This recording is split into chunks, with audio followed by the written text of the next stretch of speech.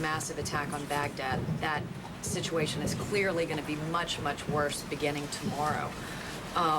What specifically is the administration planning to do when the sun comes up? Well, one, that's not necessarily true. The destruction of a palace of Saddam Hussein's or the destruction of a military facility may not have anything to do with the feeding of the Iraqi people. In all cases, the United States is leading the effort, and along with the military come massive waves of humanitarian relief in the form of food, in the form of medicine, in the form of everything that may be necessary to help protect and to feed the Iraqi people. We will see if any of that is indeed necessary to the degree that has been anticipated and planned for. But you should not necessarily leap to that conclusion based on what you saw on TV today. Just one final question. President Chirac of France said today that he would not support a UN resolution that would give the U.S. and Britain the authority to administrate in Iraq. What's your reaction? Well, as was said at the statement in the Azores, we will continue to work with the United Nations. The President does believe the United Nations has a role in the future of Iraq and the reconstruction of Iraq. The President would hope that nobody would stand in the way of the humanitarian reconstruction of Iraq. Mark? We're going to go back to Baghdad Live now. As scenes of the damage are difficult to make out, it is just before 10 p.m. at night in Baghdad. But in this most recent hit, we'll get up one of the different camera angles. We hear in the distance the sounds of some ambulances. And as you saw before, if we can get up the other shot, which we may be able to do in a minute there, so much smoke rising. General Joe Ralston, who's here with us, makes the point with all of this smoke over Baghdad, and there's been a lot of smoke, particularly the last two raids, yesterday's raid and then this, when we describe tremendous raid today. One difference between the attacks of 1991 and the attacks now are laser, check me as we go, laser-guided bombs have trouble getting through this smoke, correct? But now the U.S. military has GPS, which is to say satellite-guided bombs that have no difficulty getting through this smoke. They can get right on target. That's correct, and that was one of the reasons that we developed the satellite-guided bomb. One of the reasons we developed the satellite-guided bomb is to get through this kind of smoke. Get through smoke and weather. And the assumption is it's much more accurate under these conditions than would be what we now call the old-fashioned laser-guided bomb. Absolutely, because the laser-guided bomb under these conditions would turn into an old dumb bomb, if you will. Now, as we look at Baghdad again burning, one is reminded that no matter how surgical the hits are designed to be, no matter how precise the weapons, and as General Ralston has just made clear, they're much more precise now. That's not hyperbole, it's not spin, it's a fact that the air bombardment weapons are much more capable of much greater precision now than they were before, that no one can rule out the possibility that some bomb goes astray. Up to and including now, there's been no report from the Iraqis or from anybody else, from the independent reporters, including David Chater, the Sky News man who's filing for CBS News. Nobody has claimed that any of the weaponry has gone astray. Now, in the wake of this very heavy bombardment today, we'll see whether that holds.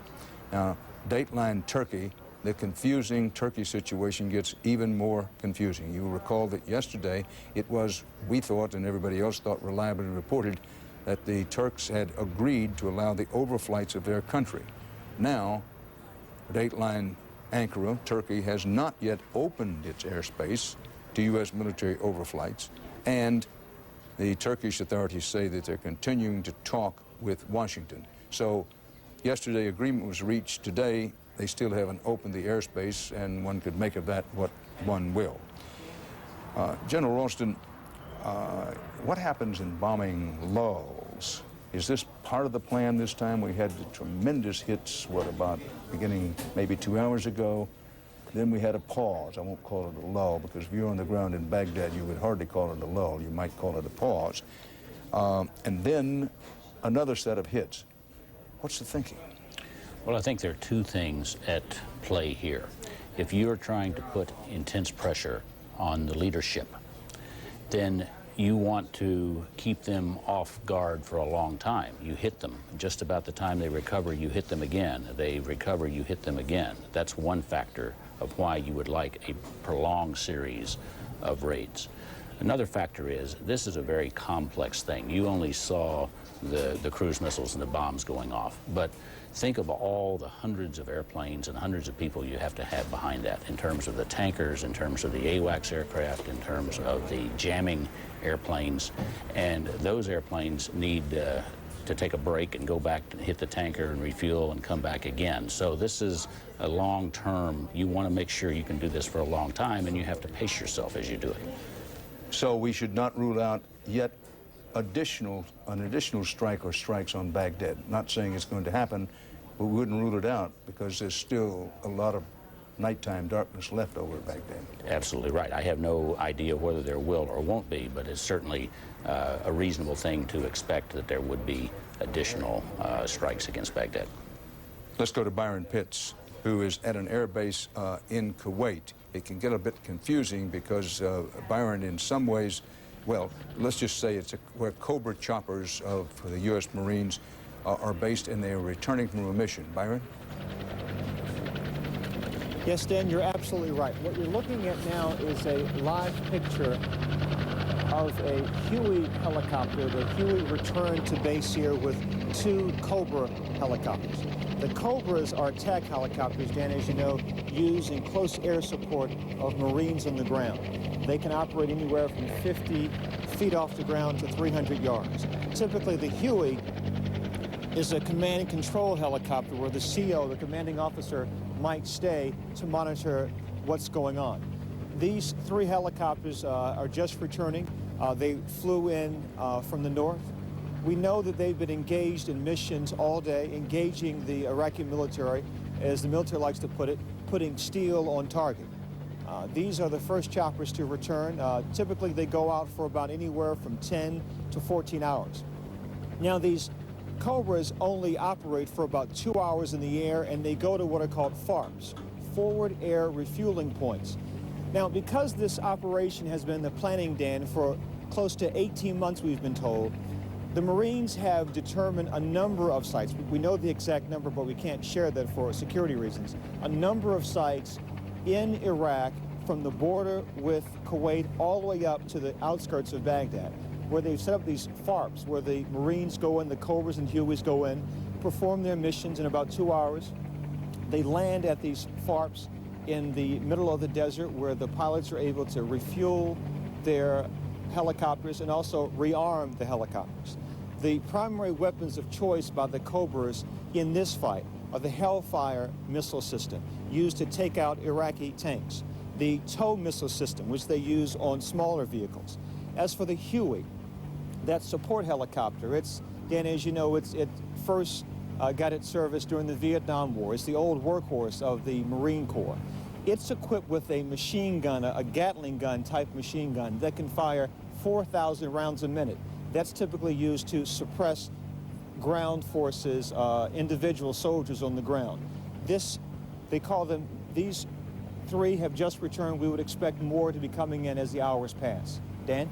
Byron Pitts reporting live from a U.S. Marine helicopter base along the Kuwait-Iraq border, and those helicopters are obviously flying into Iraq and looking for targets in there.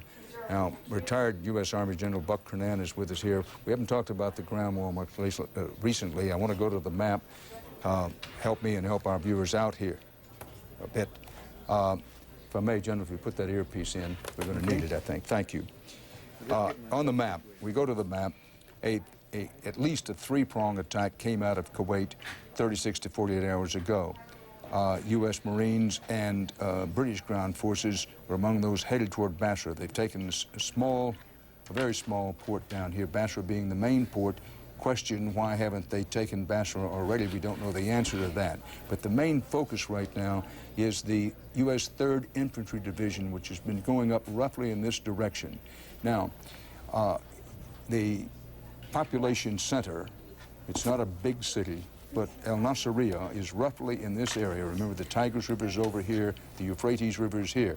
Around El Nasiriyah is where some large-scale, fairly large-scale surrenders of Iraqi forces were expected. There have been some as the 3rd Infantry went up this way, but actual count we do not have. Now, there is a report unconfirmed, but we have some reason to believe is true, that a U.S. Special Forces unit has laid down a special crossing bridge across the Euphrates. Keep in mind, there are regular bridges there which have not been blown so far as we know, and that if General William Wallace, who commands the ground forces in Iraq, chooses to go across the regular bridges, he can still do that. But also, the Special Forces are believed to put down a bridge to cross over the Euphrates. But at last report, the U.S. 3rd Infantry Division General was still west of the Euphrates and was at least 1/3 of the way to Baghdad itself. Now,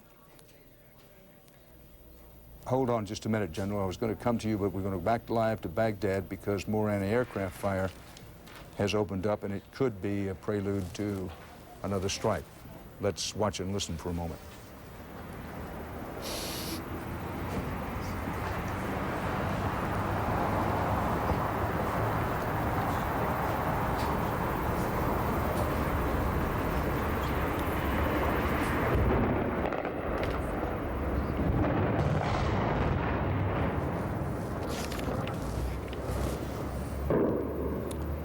Well, there in the distance is clearly another hit.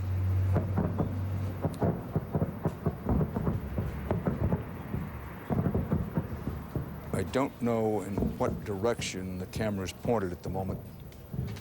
This is the 3rd distinct wave of bombings that has hit Baghdad thus far. General Ralston? Sorry. We're just holding on here to see in the distance there. You saw that flash of light? That would indicate probably somewhere near the outskirts of Baghdad. No way of knowing what's being hit at this moment. But keep in mind, anti-aircraft fire, but I think mixed in with another thump or two. Keep in mind that some of the elite Republican Guard forces are...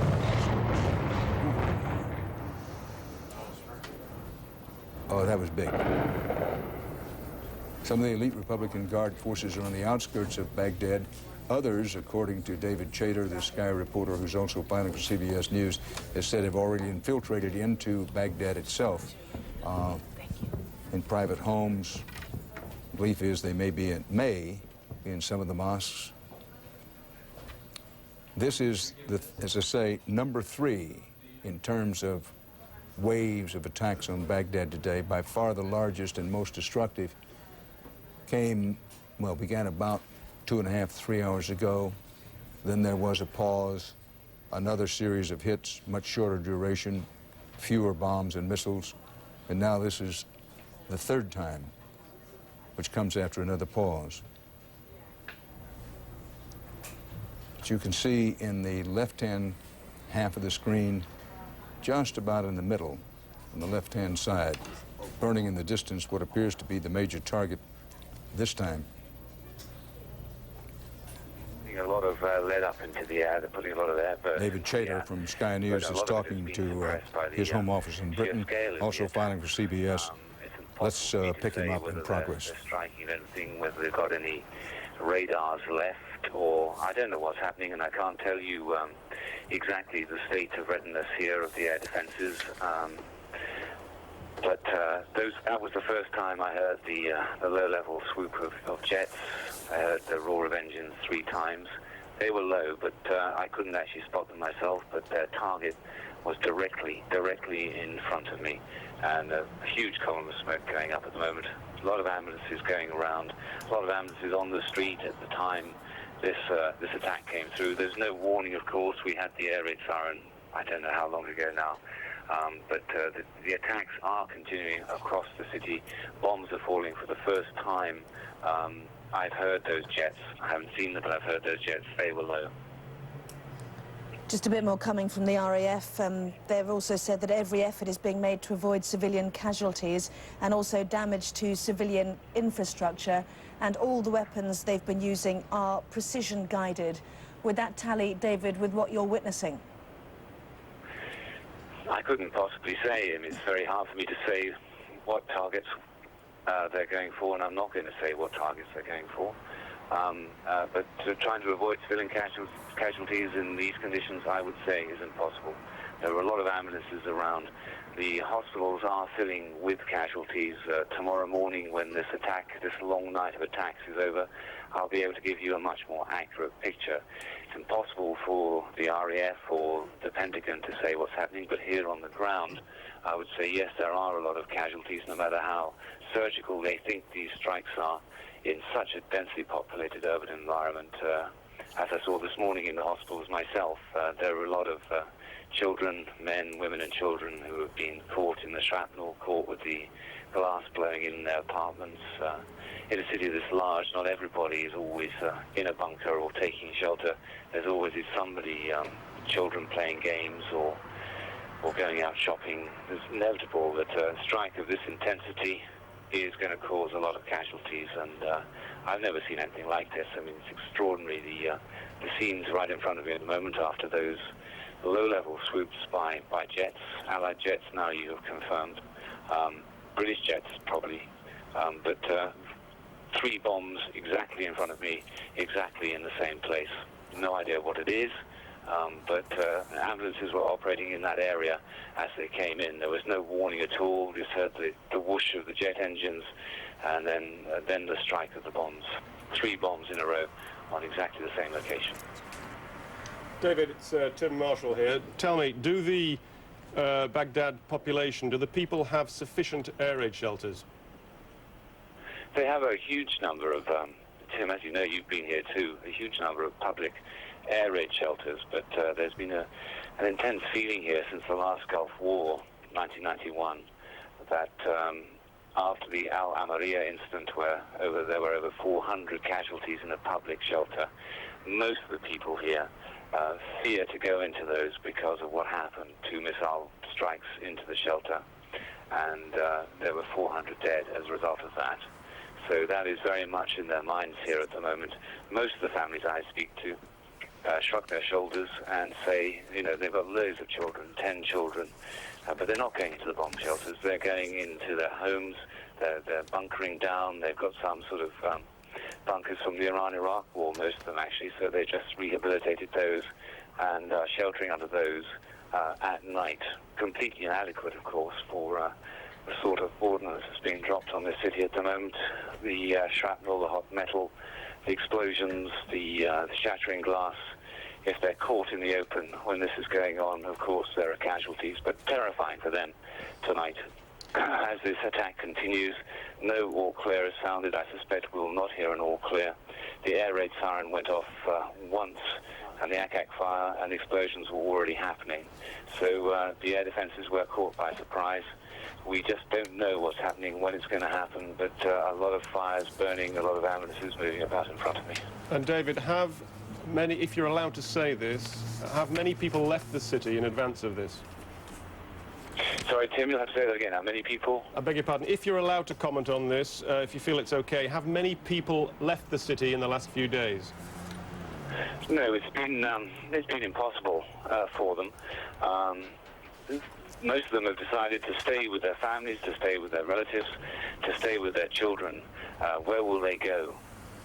Who's going to look after them if they do leave the city? This is their home. This is where their family is. This is where the children went to school. They're trying to get on with their lives as best as they can, but under appalling conditions. And tonight, they're tasting exactly what the Pentagon have called shock and awe. But they're not doing it in large public shelters. They're doing it in their own homes. They're perhaps many of them who haven't built shelters, perhaps in their basements or their cellars or under tables at the moment. David, you were on air for most of the original fierce bombardment, but there was a time when your phone line was cut, and we were watching it here. We took an editorial decision not to talk over the pictures, and we just sat here and watched for about 10 minutes. Our jaws were dropping open. It was awesome. But can you tell us the effect on you and our colleagues, Velko in Milan and Josh that are there? What was it like for you seeing that firsthand? Because even through a TV screen, David, even at this distance, it was shocking and awesome. Yes, Tim. Because there's so much glass around, we've taken basic precautions. We've taped it up. We're keeping the doors open. We're trying to get the images through. We're trying to get a description through. But, You are watching CBS News continuing coverage of America at war. before the shockwave hits you. And we Our coverage continues now with David Chater talking to his home base in London, Sky TV, affiliated with CBS News. Chater has been making the point over the last 3 days that from his vantage point, as best he can make out, that the U.S. Defense Department has been making good on its pledge not to target, certainly not residential areas of Iraqis, but also not to target infrastructure such as bridges, rail lines, roads, that kind of thing. But he's also been making a point in that in a densely populated area such as Baghdad, big, sprawling city of 5 to 6 million people, it's inevitable that when you have these kinds of air bombardments, there have been 2 separate ones today in Baghdad, that casualties are inevitable. And one is reminded that where war is worst is not on the battlefields, where war is worst is in the hospitals, whether you're talking about troops or civilians.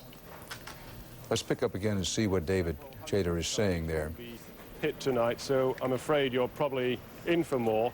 It's what, 5 to 11 we did see pictures earlier of people on the streets. Well, David Chater's home office is talking to him, and they are speculating that there will be additional hits on Baghdad. There have been 2 today already, 2 to 3 actually today, depending on how you want to count it.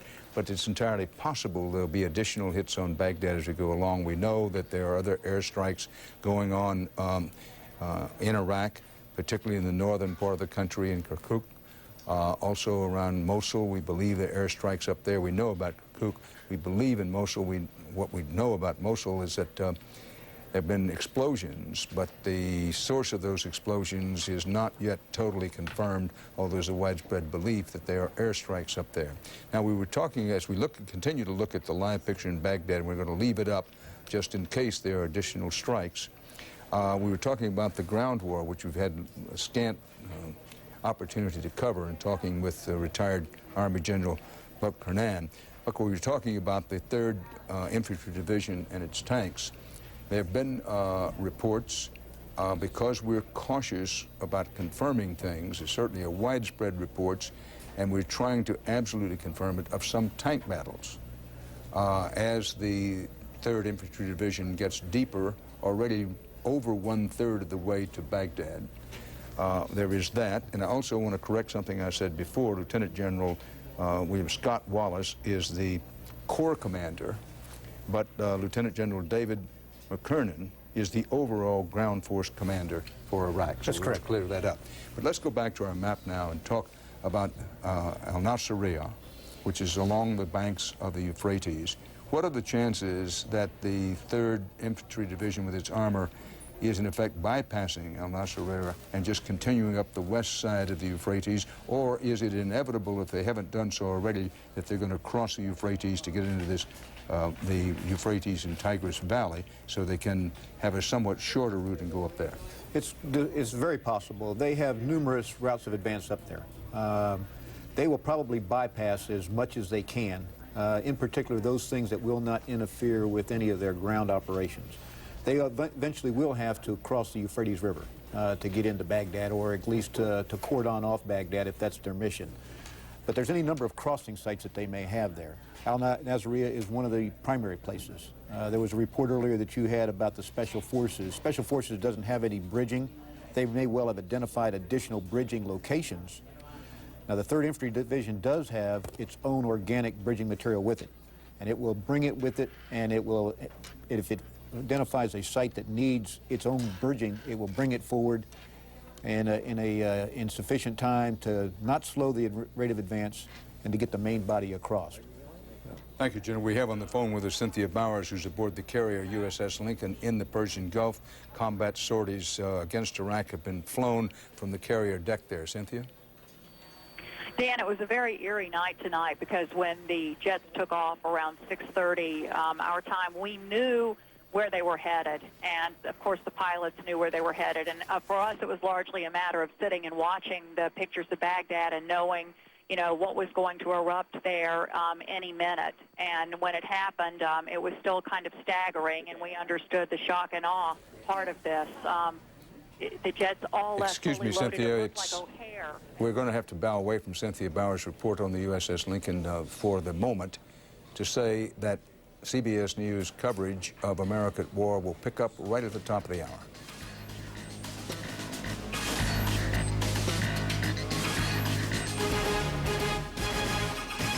This CBS News special report is part of our continuing coverage of America at War. 3 o'clock in the East, USA, 11 p.m. in Baghdad. A hard-hit Baghdad again with selected targets. Headlines of this hour include Secretary of Defense Rumsfeld has declared the air war fully underway. He predicts Saddam Hussein's regime is, quote, history.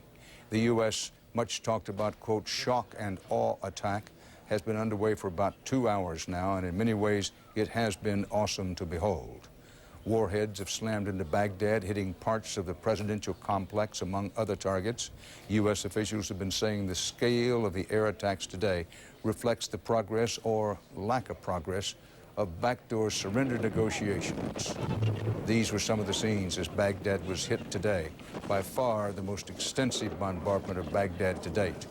On the ground, U.S. forces in southern Iraq have reached the Euphrates River, and they have seized a bridge. They are now more than 100 miles into Iraq, well over 100 miles into Iraq. From the Kuwaiti border, it's about 300, maybe 350 miles to Baghdad, so they're at least 1/3 of the way to Baghdad. Earlier, U.S. Marines raised the flag over the southern tiny port city of Qasr, and they've taken full control of that southern port. 2 U.S. Marines are now confirmed to have died having been shot in combat. And American officials believe, now they say, that it was Saddam Hussein speaking on that televised program that we've seen him on now 3 times, including today, though government officials in Washington point out it's possibly a pre-recorded speech and possibly some these appearances were recorded before the attacks begun. The government officials also say that they are convinced Saddam and his sons were in the bunker targeted that night. Their condition now still unknown, and today's scenes on Iraqi television showed Saddam Hussein in a meeting with some of his military advisors and one of his sons. It's a little uncertain whether it's the older son or the younger son. The latest information indicates, contrary to what we reported earlier, that it may indeed be his younger son. But at any rate, he's seen with one of his 2 sons in what was shown on Iraqi television today.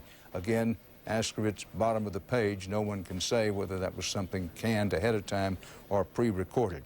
Now, we have on the phone with us, take a look, Buck Hernan. You believe that's the younger son talking to his father? I do. That's the younger son there. I don't see the older son at all.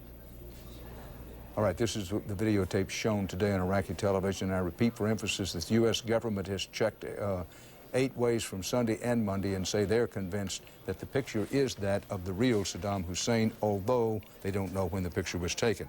We have on the telephone with us Cynthia Bowers, who's aboard the carrier and with the carrier group surrounding the USS Abraham Lincoln. Are you still available? And Cynthia, Yeah. I want to pick up with your report. Forgive us for the interruption, but you were saying that a lot of warplanes have come off the deck of the Lincoln today. Right. They left around just after dark, actually. So many planes, dozens of planes. They were lined up much like the runway at O'Hare, just one after the other being catapulted into the sky. The deck was just vibrating with the intensity of the engine roar and with the excitement of what was about to happen. And then there was the kind of the odd waiting period where a lot of us sat and looked at pictures of Baghdad on television and the different TVs around the ship, waiting on the effects of the strike to start showing up on television. It was a matter of, we knew what was coming, and it was just a matter of wait and see.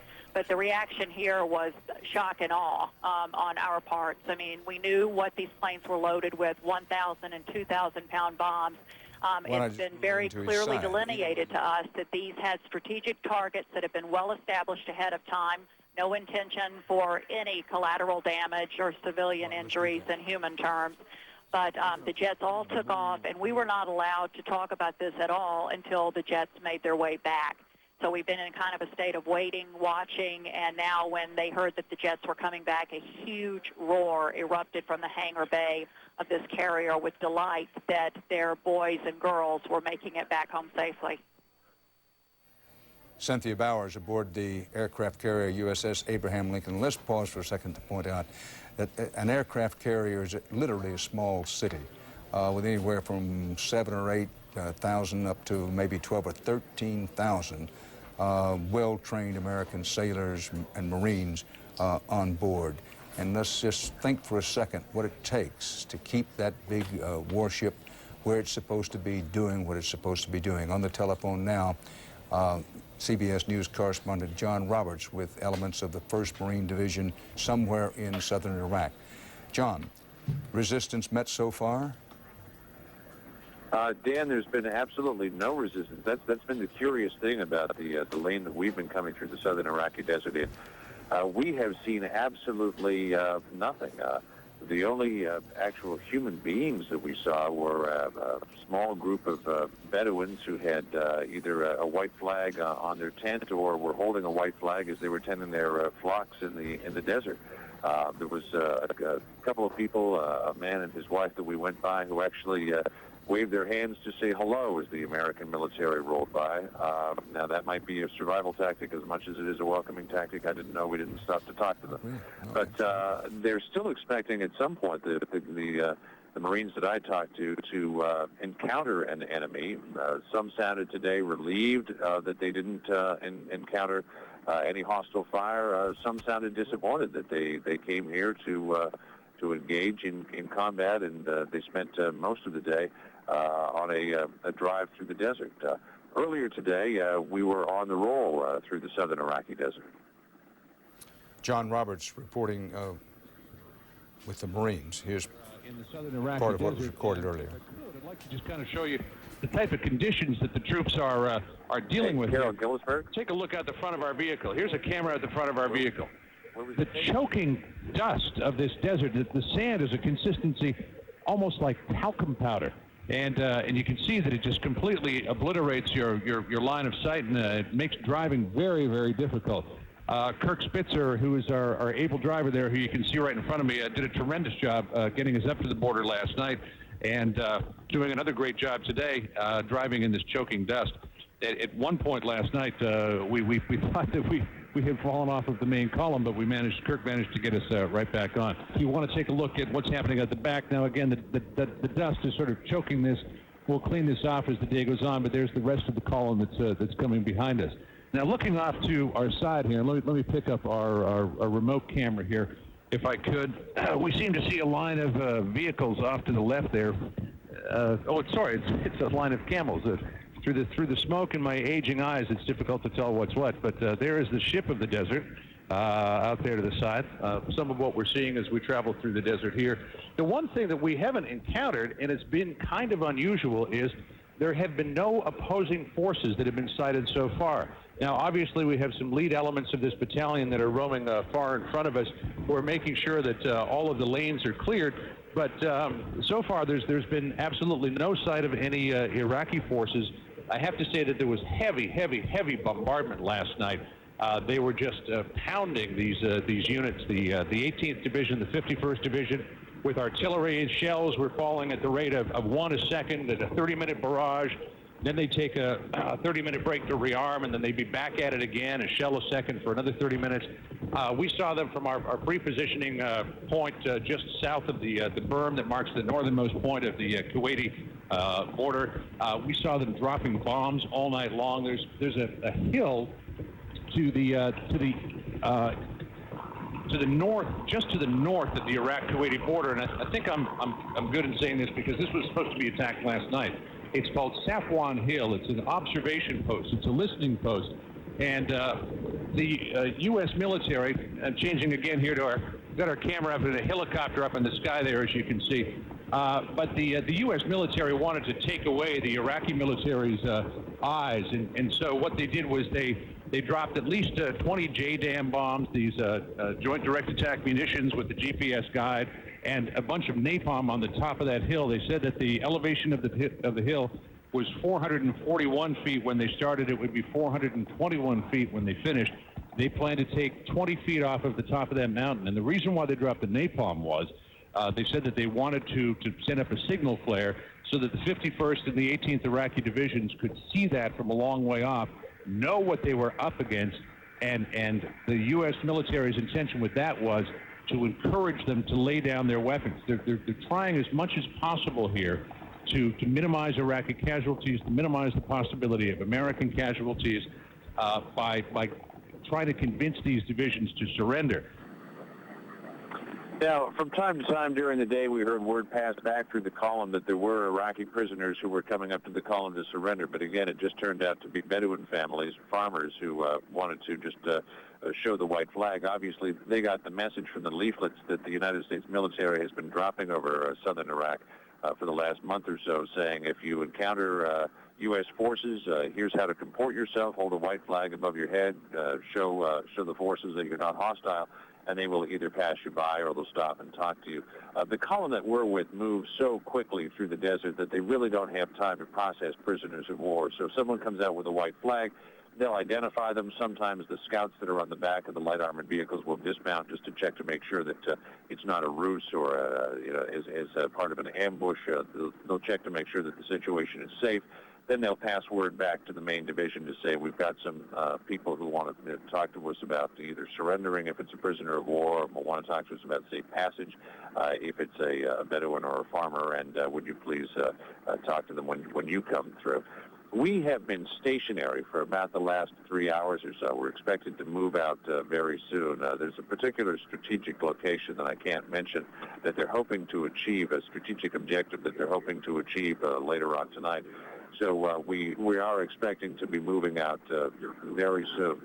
Just back to the irony, Dan, if I could, of rolling through the same area as one of the major battles of the first Gulf War was fought in. We saw plenty of carcasses of tanks and other armor, but that's all from 12 years ago. Literally none of it from yesterday, Dan.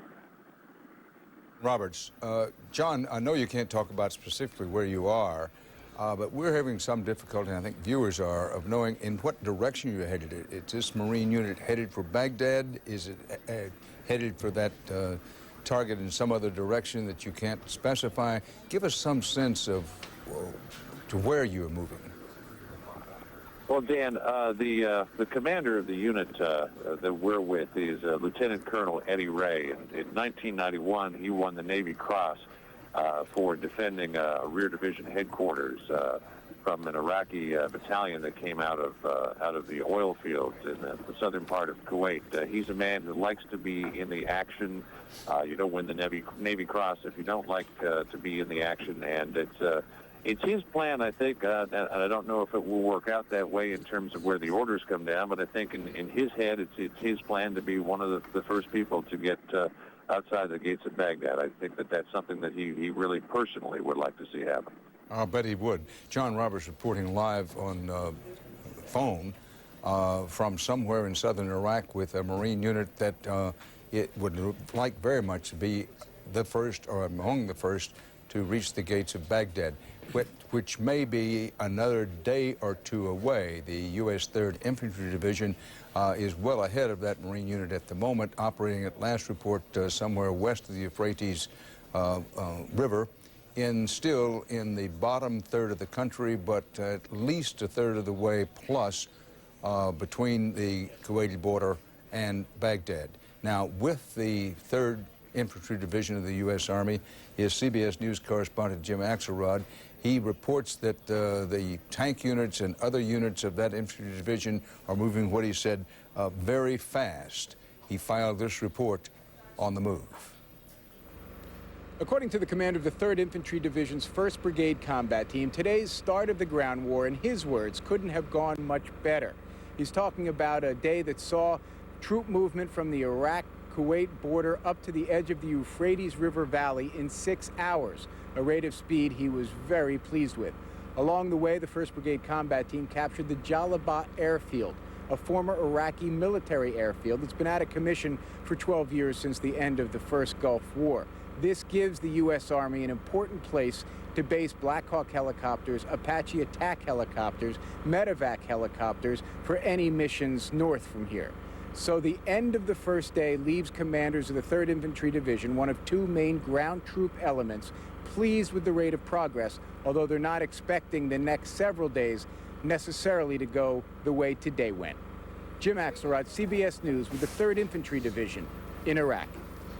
Now, we have new information about today's strikes on Baghdad. We're going to try to get up the videotape of the worst of the strikes, which came just after noon Eastern time today. And as we play this videotape, absorb this information. Today's attack, the first attack on Baghdad today, came from 320 Tomahawk cruise missiles fired by ships in the Persian Gulf and the Red Sea. This is according to Rear Admiral Matthew G. Moffett, who is commander of the aircraft carrier USS Kitty Hawk Battle Group. These missiles, 320 Tomahawk cruise missiles. I put an exclamation point behind that because the first night when Baghdad was hit, I believe it was hit by 36 Tomahawk missiles. Now, keep in mind, it doesn't mean that all of these missiles fell on anywhere near the city center of Baghdad. Some of them did, because we know that the sections of the old palace were hit along the Tigris River. But the 320 Tomahawk cruise missiles includes targets on the outskirts of Baghdad, as well as Baghdad proper, if you will. More missile alert sirens have been heard in Kuwait City, and Mark Phillips is there. Mark? Dan, we're under another alert here. As you can probably hear, the sirens are wailing again in Kuwait City. This is the 3rd time today that this has happened.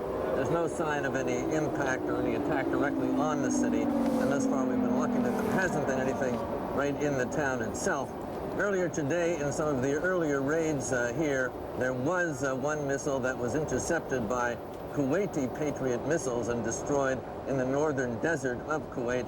But Kuwait City, for the 3rd time today and now the 10th time in 2 days, is under an air raid alert. Dan? Mark Phillips in Kuwait City. Mark, as I understand it, you haven't heard a thud of any missile. It's just, well, I won't say just, it's another alert, and the reason everybody goes to the gas mask is because there's always a danger one of these missiles gets through and turns loose some chemical or biological agent. But I'm just double checking. You haven't heard any thumps that would indicate to you of any kind of missile hit. There hasn't been any impact sound, any thump, any explosion here. In fact, over the past 2 or 3 days of these attacks, we've only heard, well, 2 days, we've only heard one explosion on the far outskirts of town. And we put on these masks and other gear when we have to because of the threat that those warheads that the missiles are carrying might in fact be chemical or biological. Thus Understood. far, all of the ordnance that's come in has been conventional. Understood, Mark. Mark Phillips reporting live from Kuwait City, where there's been another alert, and that alert might be taken a little more seriously after what happened earlier in Kuwait City, that another Iraqi missile of some description, nobody knows quite what these missiles are specifically coming from the Iraqis, but another missile of some kind is reported to have been knocked out by the U.S. Patriot missile defense system. Whether it was hit by a more standard generation of Patriot missiles or the new and supposedly vastly improved Patriot PAC-3 missile is unknown. I want to emphasize that the Saddam Hussein is believed to have had some missiles that he said he didn't have, missiles capable of carrying biological and chemical agents. The most recent speculation has been that maybe some or all of these missiles he's throwing at Kuwait have been bought from the Chinese or some intermediary, Chinese silkworm missiles, but you have to put all that under the heading of speculation. Now, what's believed to be all clear sirens have sounded in Baghdad after 3 series of airstrikes today. We'll show you the live picture of Baghdad and let you listen for a second. I think the all clear sirens have sounded. Now, that doesn't mean that there aren't going to be and can't be more attacks on Baghdad as the night goes along.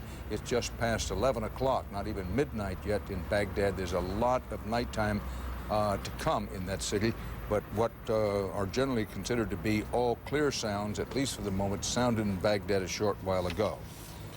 Arizona Senator John McCain, United States Senator, joins us from Capitol Hill. Senator McCain, thanks for being with us again. What can you tell us about what you've learned about the progress of the war? Well, we've learned, Dan, that it's going exceedingly well. In some respects, exceeded our best expectations, emphasizing, of course, that we have a long, long way to go. But the fact that we've been able to secure the southern oil supplies, both preventing dumping oil into the ocean and also minimizing the fires as we gain control of the oil fields in southern Iraq, and the largely unimpeded progress of our movement toward Basra and north, I think have all been very optimistic scenarios. Again, we've got a long way to go. We don't know what the Republican Guard is going to do. We don't know the impact of this latest shock and awe, if that's what we are now calling it. But overall, I think it's exceeded our expectations. We're keeping our fingers crossed, and we grieve for the loss of the young Americans and British soldiers who have already sacrificed. Senator, an admiral says that 320 Tomahawk cruise missiles were fired by ships in the Gulf, Persian Gulf, and the Red Sea in the attack today on Baghdad. That's a lot of missiles.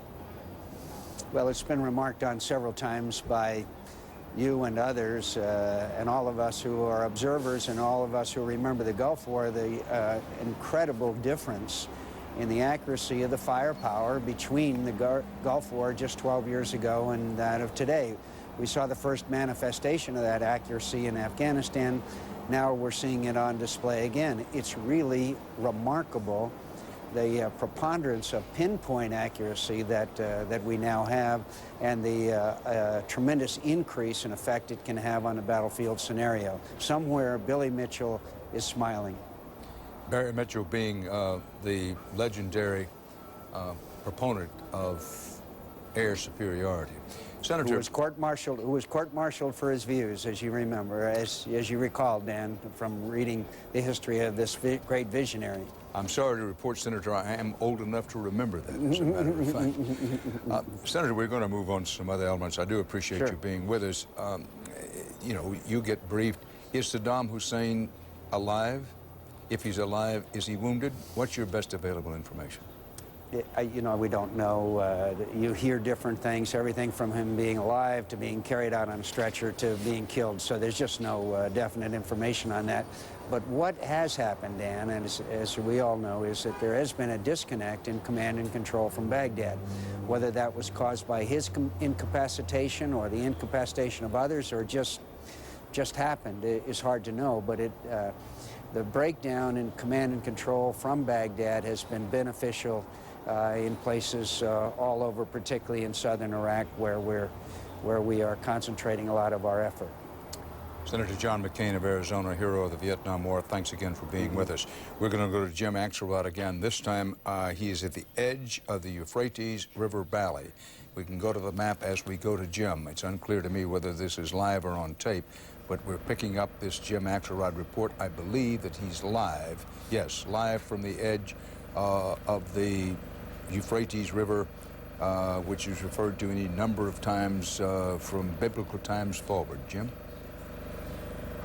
Dan, yes, we are live, and the reason we have to be sort of circumspect in terms of our location is at the request of the military, not wanting to give specific miles that we've traveled today from the border. But it has been a rapid trip from the border. It started at dawn this morning. The 3rd Infantry Division, one of the 2 main elements supplying ground troops in this push towards Baghdad, sent through some of their 10,000 vehicles that they travel with in a massive push at the border, quite impressive to watch. And then they continued all the way up this push north, stopping at one point at the Jalabah airfield, a former Iraqi airfield that's been sort of out of commission the last dozen years or so since Desert Storm. This was secured today by the U.S. Army, a task force from the 3rd Infantry Division, and this gives the Army a place to base not only Apache attack helicopters, but also Black Hawks and some medevacs, and allows the Army more mobility in operations north because they now have a place. Those Apache helicopters, as you know, are such sophisticated tank killers and attack machines. It gives them a place to base. So when I went to a briefing just about 2 hours ago with the commander of one of the brigade task forces, he said that the first day of the ground war had gone, in his words, as well as could be expected. Who knows what the next couple of days hold, but that's not the kind of phrase that a military man is going to throw around lightly. At the end of the first day of the ground war, that's what we're hearing here in Iraq. Dan? Things are quiet in Baghdad. The emphasis for the moment, the storyline of the hour, is on the ground movement, the rapid advance of the U.S. Army's 3rd Infantry Division. And Jim Axelrod, let me ask you, what about these reports that there have been some tank battles involving 3rd Infantry tanks? True or untrue, and any other sign of resistance? Well, the 3rd Infantry is divided into 3 distinct combat brigades. We are with the 1st Combat Brigade, and we do understand one of the other brigades was involved in some volley of fire back and forth. Tank fire, we are unclear and unsure and cannot confirm that, but we do know that of the 3 brigades, only one was involved in any kind of action today. Very quiet day with the 1st Brigade, not only in terms of not seeing any Iraqi opposition, but also in terms of prisoners of war, less than 10, the commander tells us. So whether or not one of the other brigades was involved in a tank battle and just how significant is still unclear, because they are spread out over a rather large area, and we're just not with them, Dan. We're looking at a picture in southern Iraq taken earlier. That was a piece of potential bridge crossing equipment I think we saw. And that may be a Patriot missile. It looks like it is. Keep in mind that the Patriot missiles will go along with particularly a huge U.S. force such as these tank columns and Bradley fighting vehicles as part of the 3rd Infantry. So they're taking the Patriots with them. The Patriots will be set up to help defend this force as it goes along. Now, these pictures, as we look at them and as we listen to Jim Axelrod live from the scene, these are the kinds of scenes that you would have seen during World War II in the great desert campaigns of North Africa. Of course, the equipment now is much more modern. Jim, if you're still with us there, we know that when an army moves, is able to move swiftly and keeps itself rolling, that morale tends to stand up pretty high. What's the situation with morale there? We know there have been some problems with sand. Sand is hard on equipment, but what do the troops say when you talk to them? Well, Dan, it's a particular point of pride, particularly with the 3rd Infantry, that they're self-contained. In other words, a huge unit, somewhere near 20,000 soldiers and some 10,000 vehicles, but that allows them to be entirely self-contained, and as I say, a particular point of pride that nothing is going to stop them. So as they came through today, the border, and as you say, this sort of massive undertaking, Hollywood-type pictures, there were thumbs up and smiles and waves as if this is what all the training was for. I should make a point, Dan, that this whole embedding process, one thing we've heard over and over from officers is they have a story to tell, and the reason they've wanted reporters close by is to get their story out, the military story out. They couldn't have asked for any better picture to illustrate the story that they want to tell than this huge movement of troops, soldiers, vehicles that we saw at dawn this morning. As I say, an impressive sight, and exactly the reason that the military wanted the cameras there. Speaking to Jim Axelrod, who's with the U.S. Army's 3rd Infantry Division right along just west of the Euphrates River. While traveling north, Jim, and I keep keeping in mind how quickly the unit has traveled, any flashes of light on the horizon that would indicate airstrikes or artillery fire? Or we may have lost, no, Jim, go ahead. Rocket fire. Yeah, earlier tonight, Dan, we saw some rocket fire, multiple launch rocket, and it was different than last night, the real big ones that we saw and reported on. This was sort of more standard, and it was just several small volleys, I'd say 2 or 3, and this was about, I'd say 3 hours ago. But other than that, Dan, we really, I must stress, the reason today progressed, in the words of the commander we talked to, as well as could be expected, was because they encountered no resistance, or very little resistance. Jim, if you will, I hate to interrupt you, but we need to take a slight break. If you can hold on there, Jim Axelrod reporting live with the 3rd Infantry Division.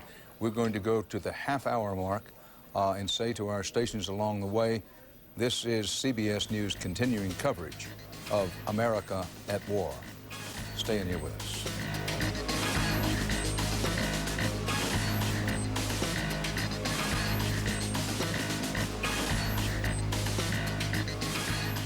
Hey, baby, right now your local Ford dealer is a total primetime player.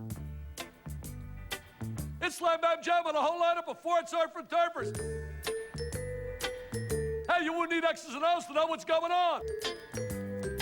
It's awesome, baby. It's Spring Madness. Now get 0% for 60 months on Ford Taurus or Windstar, or get $3,000 cash back. 0% can save you over $9,000. Bring home the win during Spring Madness at your local Ford dealer. Why do men climb mountains? Because they can. And now you can climb mountains like never before thanks to Arctic Cat's Down and Dirty Sales event. Prices are down, way down. Payments are down, interest rates are down. And your down payment isn't down, it's out. And during our special Down and Dirty Sales event, we'll throw in a worn winch valued at $399 for only $69. Get down to your Arctic Cat dealer and prepare to get dirty. Arctic Cat, more to go on.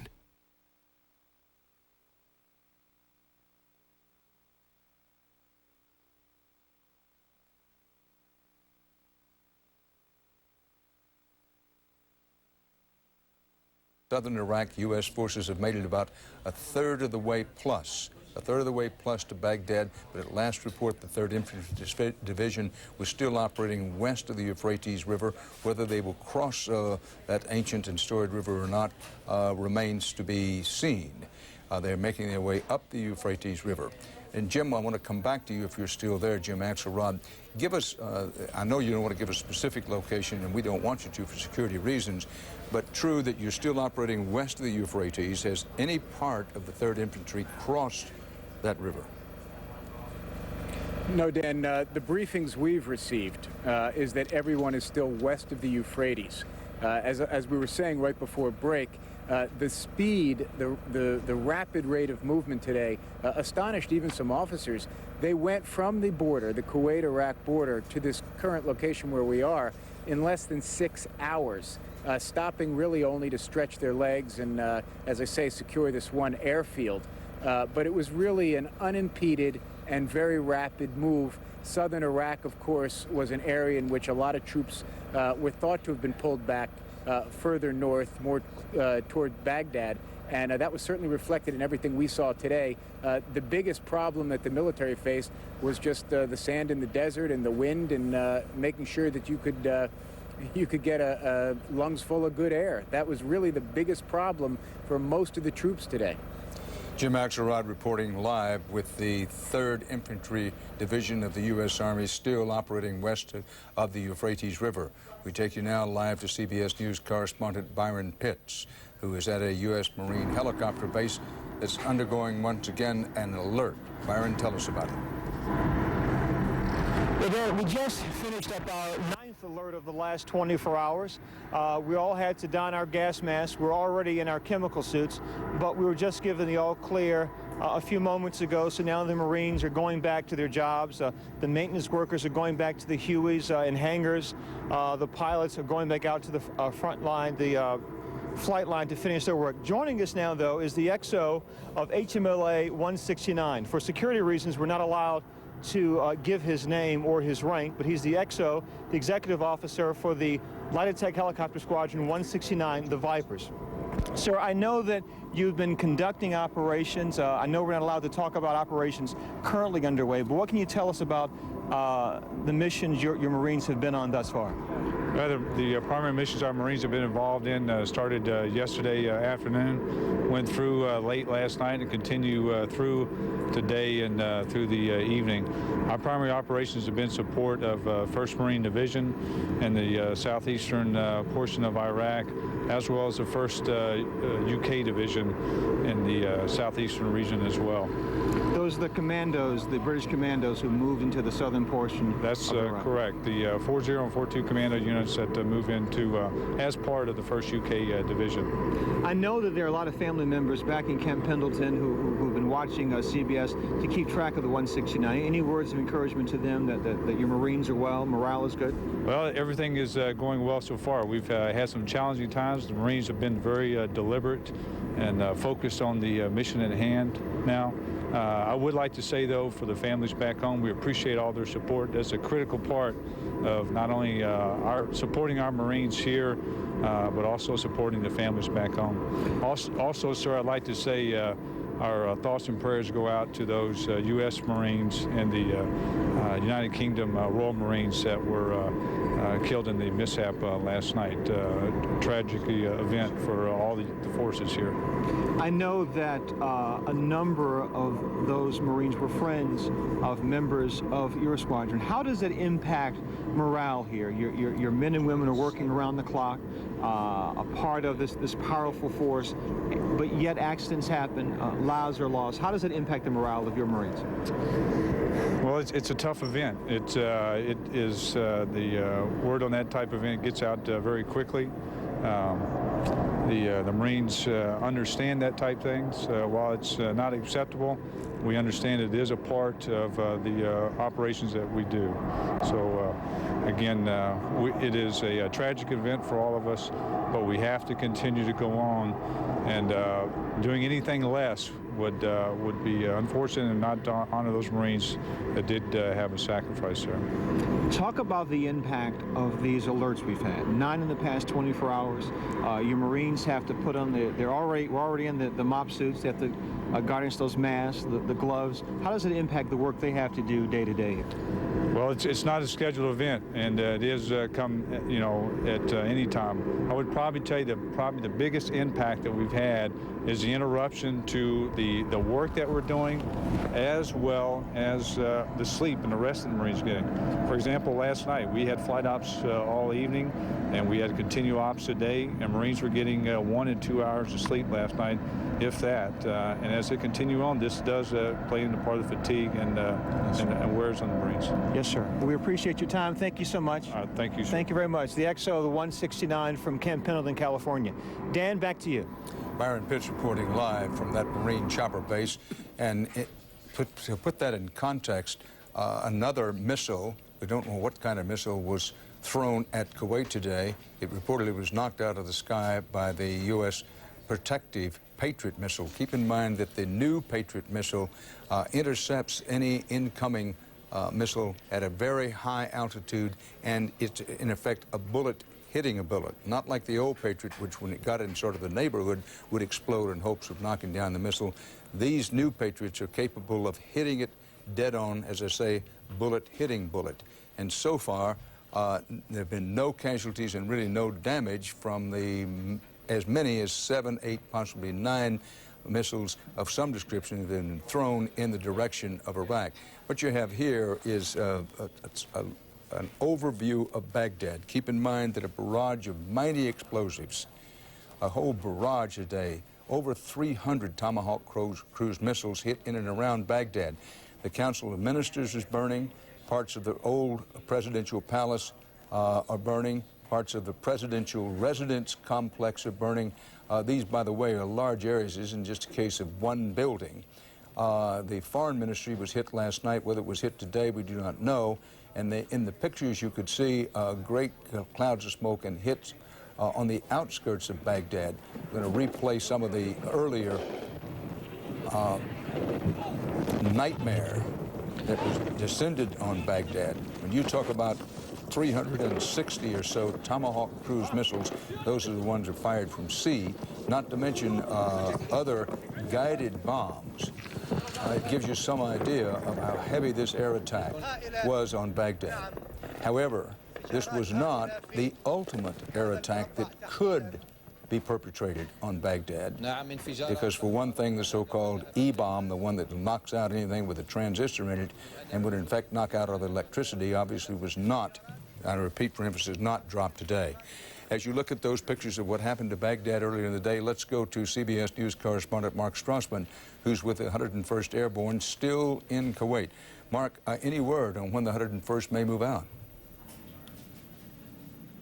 Dan, there's some word here I can tell you about. Clearly, these folks, these troops, that is, watching the day's events with great interest. I mean, all of the attention, understandably, today has been on this mighty and impressive first wave of U.S. troops that have been crossing the border, especially the 3rd Infantry Division and the Marines. But there's also a second wave that's going to come right behind them and that hopes to do more than its share of effort and damage to Saddam Hussein and his war machine. And clearly the 101st Airborne Division is part of that second wave. So today what you have is troops here getting themselves together, getting their gear together. They separate their main duffel bag, which they will not need, and they put that in one truck, and on the other trucks that will go with them will be their rucksack that has most of their necessary belongings, and then a war bag too. And all of that is something that is happening tonight and tomorrow as these troops with the 1st Brigade of the 101st Infantry Division here get set to move on to the next phase of their battle plan. Again, they have been watching today with great interest because whatever happens to the 3rd Infantry Division gives them a